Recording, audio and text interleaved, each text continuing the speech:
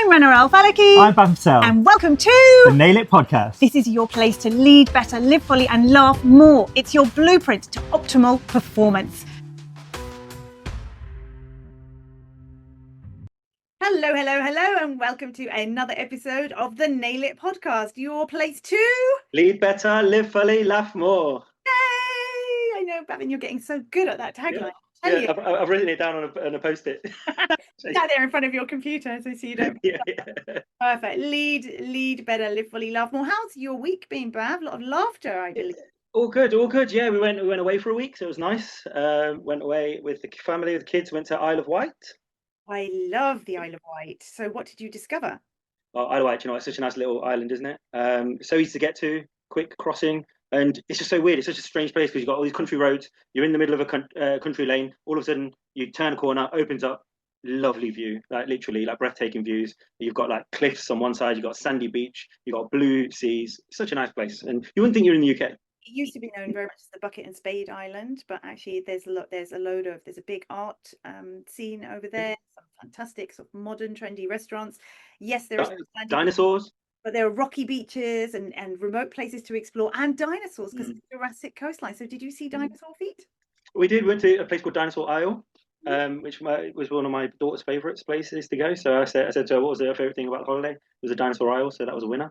And yeah, it was like I say, it was just something for everyone there. Yeah, brilliant for fitness as well. People love walking, love hiking, love bike riding, and of course sailing. Yeah, exactly. Yeah. You've had a good week, so I've had a good week too, and I'm really excited to be welcoming our guest, which is going to be another highlight for our week. Bav, who have we got with us today? Yeah, we've got George, who's the creative director of Our Media.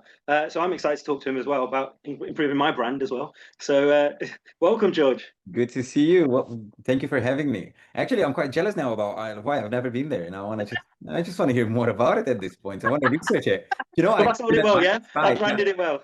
Let's get some sponsorship from some Isle of Wight. Yeah, Dinosaur Isle. Yeah, I'm a bit. This episode, we're just going to send the whole of the dental industry down to the Isle of Wight. We'll have a big old conference there. Could be like a podcast camp, you can get everyone from the dental industry to meet you there, and then have some podcast recording sessions live then and there, and get you to record them for us. I was about to say, his creative juices are already going, aren't they?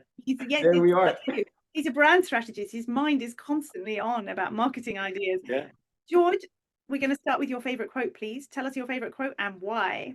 Sure. Well, I think this quote is quite dear to me because at one given point in life, I was facing this moment of self-doubt. And then I discovered this quote saying that the worst enemy to creativity is self-doubt, Sylvia Plath.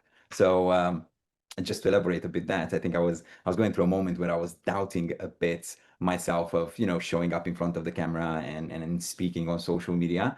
And that was just because I was putting myself down and now self-doubting myself that I'm not good enough to be in front of the camera. Maybe my accent is not good enough. Maybe there's, loads of maybes up until the moment where I picked up the camera and I did it. And then, you know what? My creative juices, they were just flowing. I was like, we can do this thing and next. And here we are creating loads of social media content for myself. So say that quote again. Just say it slowly. Let's take that in. Yeah. Right. The worst enemy to creativity, it's self-doubt. Self-doubt. And I think it's really important there to acknowledge that creativity is not just arty stuff, because I think in the world of dentistry, particularly where it's very scientific, people can think that maybe they aren't actually creative, but actually creativity isn't just about arty stuff or videos or Instagram posts, even though we're going to get onto those. It could be writing. It could be literally the ability to come up with ideas. I mean, when I'm writing the Nail It leadership book, every single one of those 38 pillars, and I talk about when you master this particular skill, the advantages of it, every single one of them, creativity was in there as well, that it improves your creativity. So your creativity may simply be your ability to come up with solutions and ideas as well. But from what you're saying, it's very much about if you doubt yourself, and it depends why. It could be that I'm not good enough. It could be it's not perfect. It could be I don't have all the knowledge. It could be worrying about what other people think, other people's judgments. Whatever it is, kind of stops you from taking that risk, right? There's this big barrier there. But the minute you start somewhere, it just starts like a snowball effect, that actually the way the snowball gets bigger and bigger as it rolls down the hill, the same way you get your creative juices flowing, and you start with one tiny idea and it just can amplify into something massive. Is that what you're saying? That's correct. That's correct. And I think we're all creative in our own way. We just need to find that one thing that we love doing in a creative way, and then put it out there to the world. Could be through writing, could be to podcasting, could be through filming, to a lot of ways. We're all creative, and we all have this skill hidden. Sometimes some of us, we hide it there, deep down there, and we just don't let it out because, as you said earlier, we have that self that we're not good enough, we're not creative enough. But the truth that also touches on what you teach really well, Rana, is about what's true and what's truth, right? And the thoughts you have and the self-beliefs that you have, is that true? Is that a fact? Or is that your truth? Have you made that into a fact in your head when actually it's not? It's not everybody's truth. Yeah, exactly, absolutely. And creativity might be, if you think about the word create, right? To create is to make something, but it doesn't necessarily have to be making something, actually making something like tangible that you can use in your hands, right? It could be making somebody feel a particular way. Yeah, it's making something from nothing. Yeah, so you could create an environment, a wonderful environment for your patients, for example. So there are so many different aspects to creativity. It could be huge. So thank you for sharing that, George. So anyone, I like that. It's a little bit different to what we've had before, but again, it brings in the whole limitless field about, right? And therefore, again, don't limit yourself. The only person who limits yourself is you. Exactly. And I feel like you touched that such a really important point there. It's how you make people feel.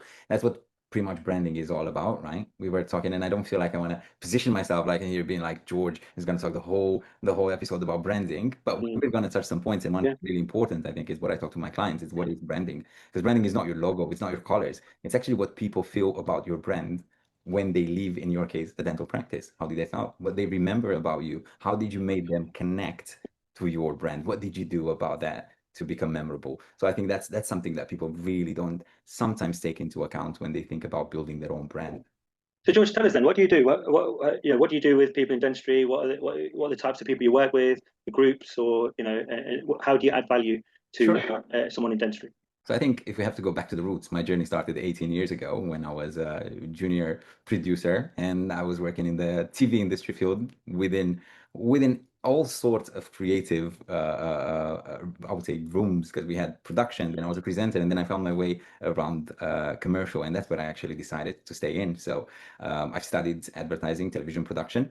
And then years later, I've opened my own creative agency 7 years ago. And now, I'm running a creative agency in London. We're 13 of us in the team. Wow. And we position ourselves as the image company. We are actually helping businesses, entrepreneurs, business of all sizes, to position themselves on the market through brands, through images, through visuals. So when it comes to videography, we don't just create a video, we create a video with purpose. Could it be sales? Could it be awareness? Because obviously it's really important, for example, as a dental practice, to obviously create content, but create it with a purpose to bring people in, to attract them, to make them connect to your brand.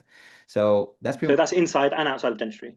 Inside and outside of the dentistry. Yes, we do work with various brands. I was going to say, I think that's so important, because sometimes people are so wrapped up with the idea of just creating a ton of content, and they put a ton of content out there without actually having a strategy. Correct. Which is everything. That's your niche, is really helping people with that exact strategy, from what do you want and therefore how we're going to execute it. Exactly. Trying to understand, I think if we have to boil it down, we have to understand what you're trying to achieve. What's your mission? What is your brand's mission? What are you trying to say on the market? Who are you? What makes you different than anyone else? And then using mediums such as videos, photos, graphic design, your website, even your website. What are you trying to say when you create a site? What is your audience trying to understand about you as a brand when they land on your page? What are you actually trying to what are you trying to connect them emotionally with as a hook? So in all essence, this realm of branding is quite vast, and what we do, I think it really tailors quite well with the emotions that people have when it comes to their brand. Well, do you remember? I don't know if you remember one of your favorite quotes, and it was one of our previous guests, Ash Palmer's, which was about people won't remember what you. Yeah. Do you remember? Angela Mo.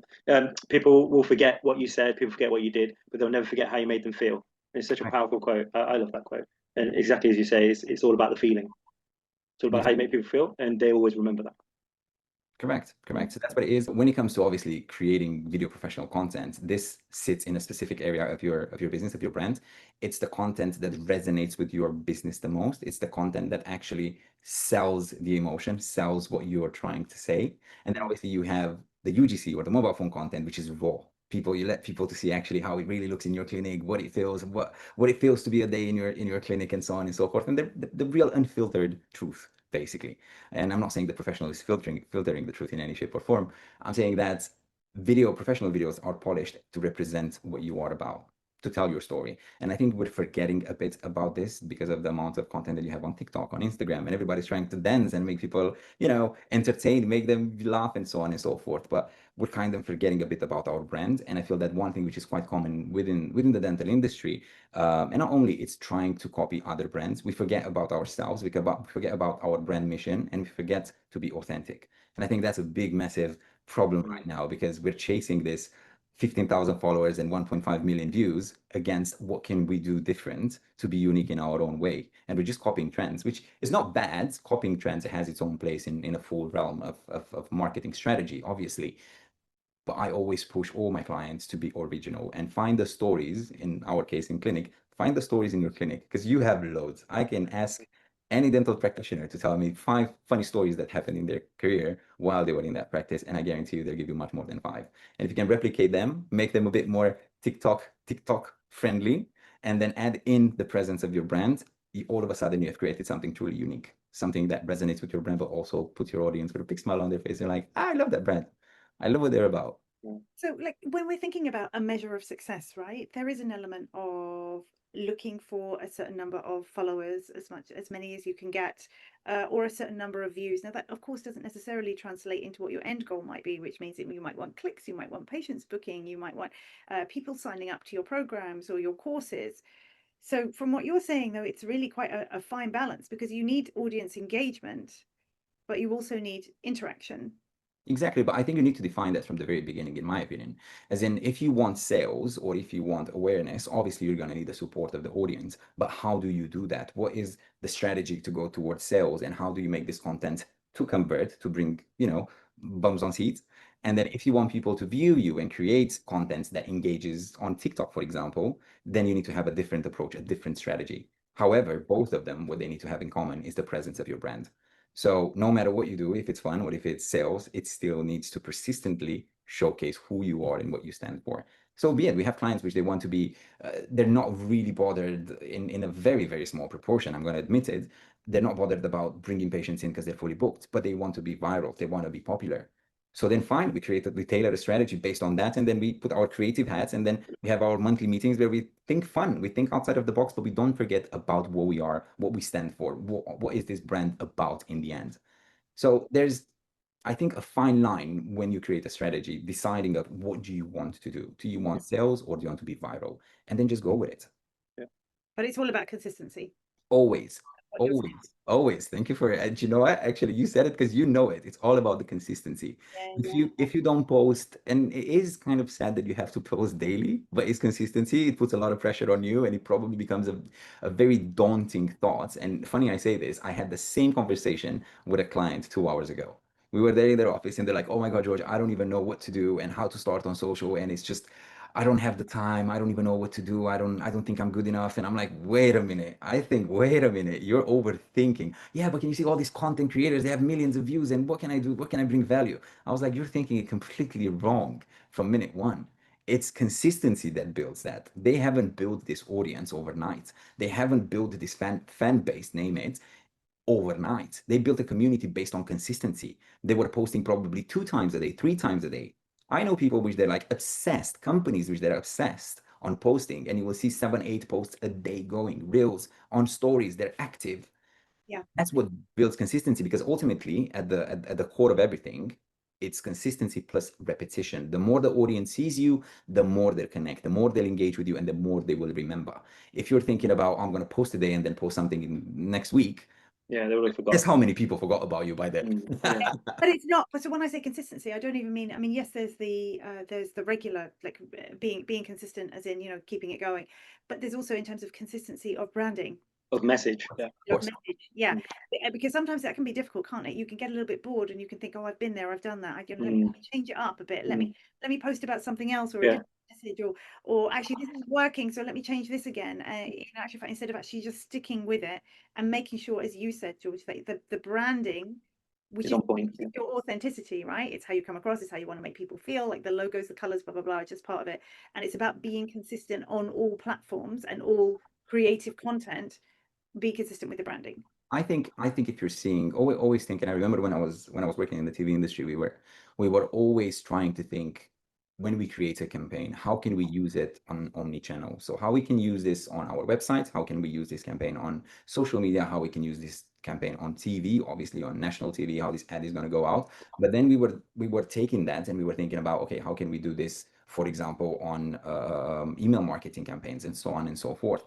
So I think we're forgetting that, and we're getting this message a bit diluted, that we're going to create a campaign for Instagram, but then we dismiss everything else and we expect people to know about our campaign. But how can they know if in all these mediums, and in our case, even print, if you're walking into dental practice and you're talking about an offer, how can anyone remember if you're talking about it on social media, on one channel? Yeah. Well, you've got to also find out, well, you're talking sales now, so you've got to think about where your crowd hangs out, right? So Yeah. knowing your target audience, knowing your exactly where they hang out, what they want, who they are, your avatar, right? Building your avatar. That's often what will help people right from the start. True, but to add a bit more context to what you just said, knowing your avatar, you need to target them from various different directions: Exactly. website, email, social, and the message can't be diluted. It needs to be consistent throughout, as you just mentioned earlier. Yeah. And if you're only targeting your audience because it's just in one side, well, guess what? They might be actually hanging out on your website and they're looking for some like different things, but they don't know about it because you never actually mentioned it. Absolutely. So Also, I think you also mentioned it. I think the power of print is so important as well. Still, in this day and age, I think leaflets. It is, especially if you create like a local campaign. So if you're creating, let's say, for the sake of the conversation, let's say you're doing an open day, right? Or an Invisalign day. Yeah. If you're targeting, let's say, the wide social media markets and so on, don't forget that you have neighbors in your area. Yeah. Forget that you have businesses that you can create something special for them because they're close to you. They're the closest audience you They're the easy ones. Yeah. Exactly. They're your friends, the friendly Neighbors. neighbor. Exactly. Yeah. He may want to hear about your offer. So maybe sometimes you just have to really think a bit more. Okay, let's create something, a campaign on leaflet, on print to bring our audience in the area, which is something that it's not heard of. Everybody pretty much does it. When you open a business, it's the first thing that comes to your mind. At least so I know of that. Everybody does it. You're like, okay, how can we create leaflets to bring people in? But those leaflets, they need to have something unique to make me, George, to get out of my chair and go down there. Yeah. That thing. How can you create something with a bit of an emotion behind? Because we don't buy things off the bat of, I just wake up in the morning and I feel I need an iPhone, or I feel I need, I don't know, a new fridge or whatever. No, you buy it because you've seen it somewhere and you desire it. Then therefore the emotion comes in. So then when you create a leaflet, you need to take that into account. Put an emotion in whatever you do throughout, and then try to think what would be that good or good enough if you don't have a marketing department or if you don't work with an agency. What would be that good, that one good thing good enough that all my team members will connect instantly to? Think like that. Start creating that mock-up of a leaflet and give it to team members and think like, let's just meet. Let's have our monthly meeting. And guys, this is what I thought about. What do you think? How do you feel about it? See what emotions you get from them. See what feedback do you get, and see if you manage to at least touch 4 or 5 from your team members. The emotion be like, oh, I love it. Yeah. And if you don't want to do that, maybe try to approach strangers on the street. And what do you think about this? Yeah. Out of the box, be creative. There you go. When we were trying to, when I was setting up the company with all the stuff with Nail It before, and we were working with big businesses, we weren't working with specifically dentistry at the time. And we literally went out along the road we'd written all these other names on these pieces of paper, and we just stopped people on the street saying, look, what do you think this actually means? Because sometimes we can get so closeted into an idea, can't we? We think it's the best idea ever. And it's really hard for our friends around us to say, actually, I'm really sorry, it's a rubbish idea, right? Because they just want to, you would tell them it was a rubbish idea, George, but most of your friends won't, right? Because you just think this is just the best thing. And it was amazing. And you think something is so obvious. And yet, because you're so familiar with it, walked around the street, literally showing people these different words, different possible names, and just saying, what do you think what does this mean to you? The answers we got were incredible. You know, and you get a little bit uppity and a little bit bristly, thinking, why does it not make sense to you? It makes sense to me. How can you not see it? But it's valuable. They literally do that on The Apprentice, don't they? Right? They go and they pitch ideas to that demographic, and they do like what do you call it when you do a group? When you pitch something to a group like that. And the response is they get research, right? Exactly. Oh, my brain. And then they get slated, and it's so funny because then they got to go pitch it because they've already got to go with that idea, and they go, and that's a great part of The Apprentice. Yeah. I George, think I want to ask you. So there are so many dentists now or people on the, I won't just say dentists, actually lots of therapists and hygienists doing this as well. And there's a lot of social media out there for dental nurses too, actually. Mm. And then you've got dental practices, but they're all over TikTok and Instagram. What would you say? Share some tips and secrets for someone wanting to get started, someone wanting to grow their audience on those platforms, besides the consistency in terms of repeated posting and consistency of brand. I think the best advice, I'll give you one technical, I think a technical advice, which I hope everyone that listens to will take into account because it will make a tremendous difference on their account. And then as well, a theoretical advice. So let's start with the technical. Make sure that you get your iPhone out. Your iPhone is a really powerful tool. You won't believe it. Get your iPhone out, put a light on it. It will change the way your visuals look in better, for sure. And get a mic. And then now the theoretical part, sit down, write at least 15 ideas that you like, that you've probably seen, and do them. Do them on the Sunday, on your day off, or on a Saturday, whenever you're off. Try to record them in your own way, with your own twist.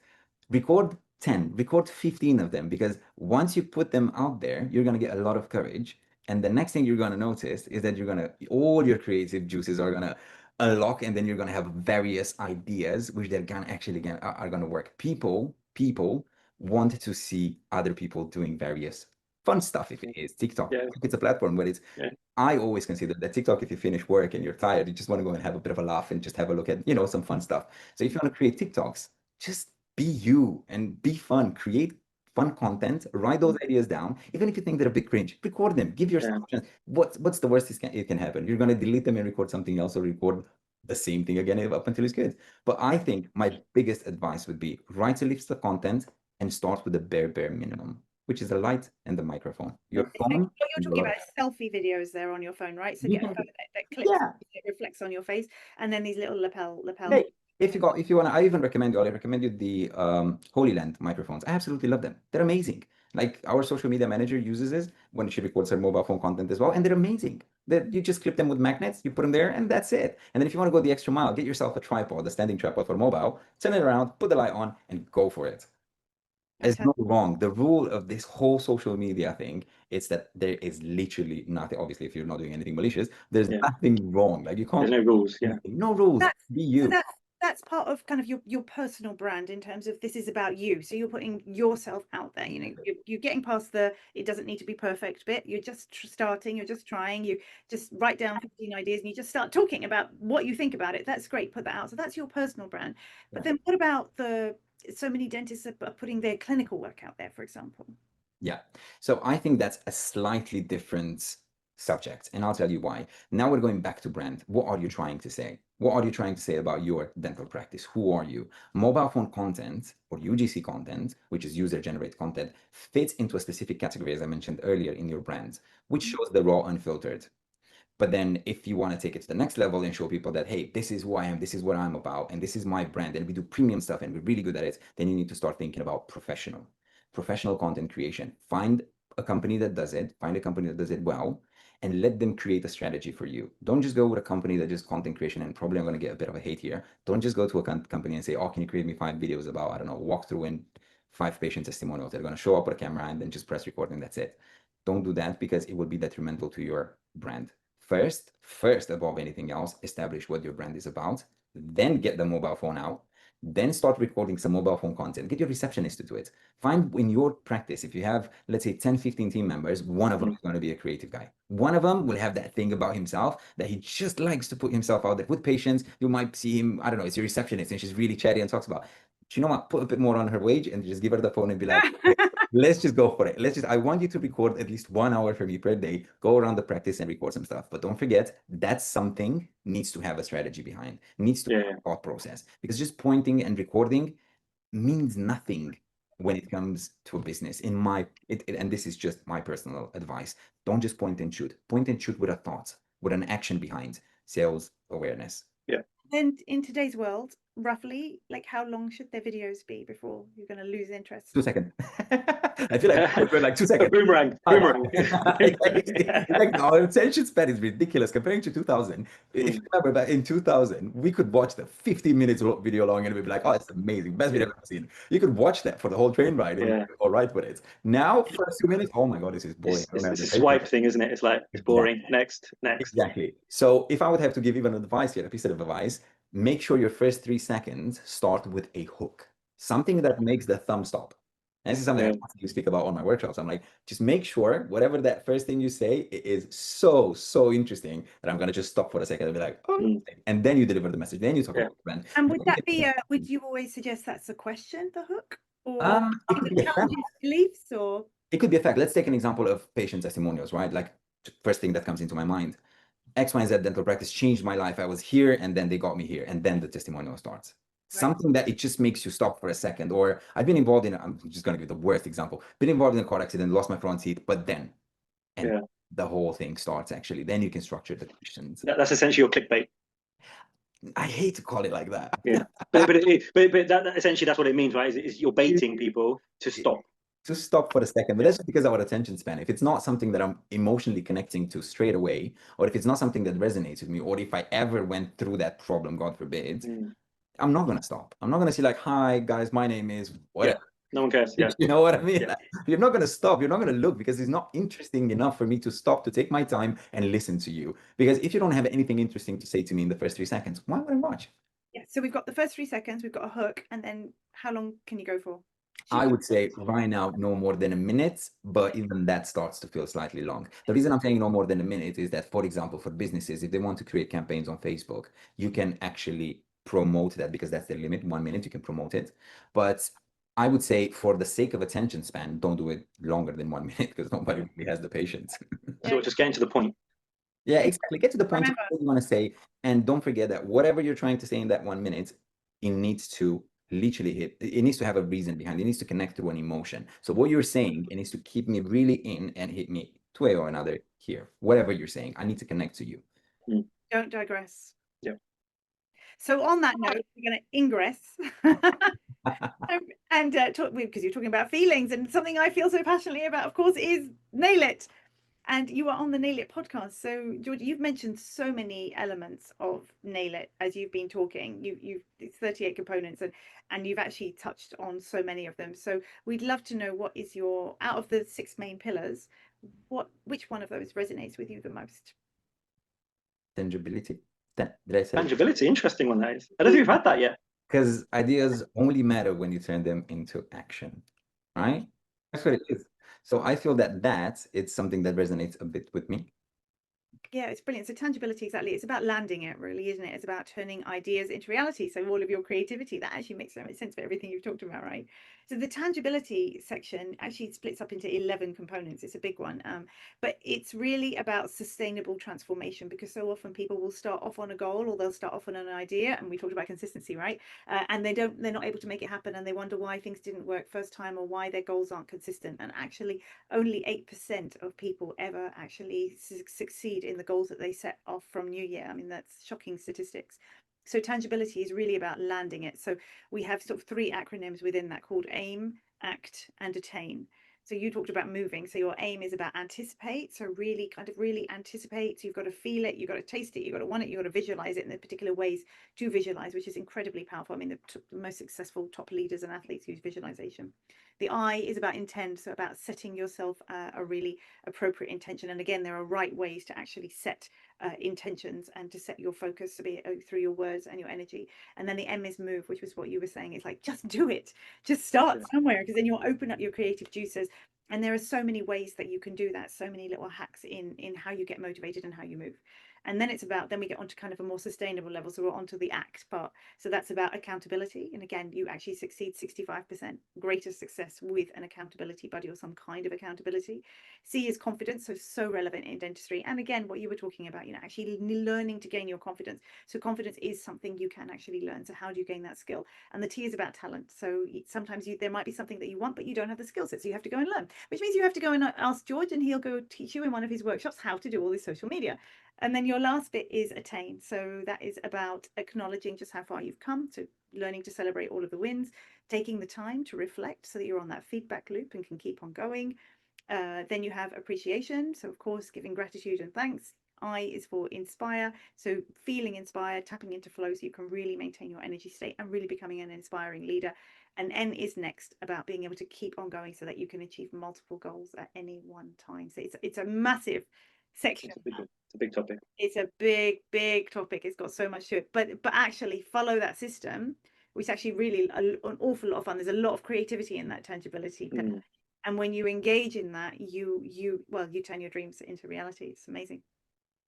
Thank you for sharing that, George. It's been such a pleasure to have you. How can people find you? Because of course you offer all these amazing services. You offer the videography, you offer the workshops, you offer the brand strategy. How can people get hold of you? So on our website, it's the first place, I think, www.rmedia.co.uk. And soon enough, we will have a new product, which I'm not going to say too much about it, but we've got an exclusive. Go on then. There we go. We're creating a platform for the dental industry called Our Media Dental. And the purpose of it's obviously showcasing what we do, but in the same time to create a space where dental practices can, and as well dentist specialists can log in, go on our website and get a lot of free resources, how to create your videos, how to create content. Obviously, because we do the workshops with Canon, we will do a bit of training on our website of how to set up your camera, how to create mobile phone content using what type of setup. So it will be a free space for everyone, and all of our team members will jump in to create various materials for you to just download and make your content better. Our mission is to create visuals for our clients, but in the same time, help people to get better visuals and represent their brand better. So yeah, watch that space because we're going to launch it. And obviously on social media, on Our Media UK, so Instagram and Facebook. And then if you want to see a bit of my journey in the background, George_Ceuca, Instagram, and you can find everything what I do with all my branding and what did I say earlier, the self-doubt that I had journey. You can see how I went from not being in front of the camera to now creating some really cool, exciting videos and sharing them with the world. Fantastic, because you just got on and moved. You nailed it. Amazing. Well, thank you so much, George. So yeah, we'll be sure to let us know, and we'll make sure we share through our channels when that launches. So thank you so much for being our guest today. We really appreciate it, and yeah, excited for your future. Thank you, George, for having me.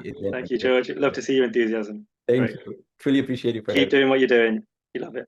Wow, Bav, that was incredible. George had so much information to share with us. What did you take from that? The biggest was I need to go get a mic and I need to get a light. So I need to find that on Amazon. But really, it's the branding. And as I say, it's one of those things that dentists, I think, are quick. Dentists and dental care professionals in general and practices is that they're quick to put messages out there, but then they get inconsistencies.